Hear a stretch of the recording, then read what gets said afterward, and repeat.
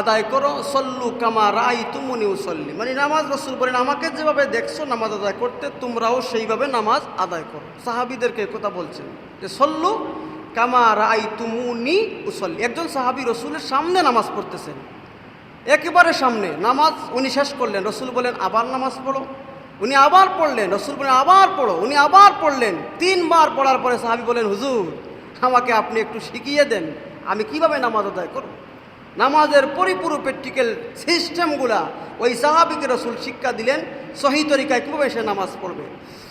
আর অসুস্থ ব্যক্তি, প্রথম নম্বর কথা হলো আপনি দাঁড়াইতে হবে, দাঁড়াইয়ে নামাজ আদায় করতে হবে, এটা আপনার জন্য ফরজ, দাঁড়ানোটা ফরজ।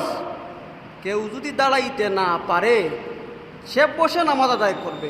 তাইলে বসবে কোথায়? চেয়ারে বসবে নাকি মাটিতে বসবে? দেখেন আপনি প্রথম নম্বর কথা, আপনি বসার কথা বলেন নাই, চেয়ারে বসার কথা বলেছেন।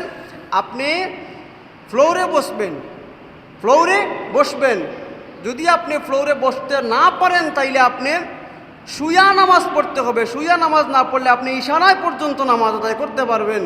কিন্তু আমাদের সমাজে কিছু লোক দেখা যায় যেই সমস্ত মানুষেরা কাজে কর্মে গেলে টিকেও সে ঠিক আছে মজবুত, তার মধ্যে কোনো সমস্যা নাই, কিন্তু মসজিদে আসলে সে আর মনে করেন দাঁড়াইয়া নামাজ পড়তে সে আর সক্ষম থাকে না। বিভিন্ন ধরনের অজুহাতগুলা পেশ করে সেই সমস্ত আমলকারীরা আমল আল্লাহ কতটুকু গ্রহণ করবেন একমাত্র আল্লাহ ভালো জানেন।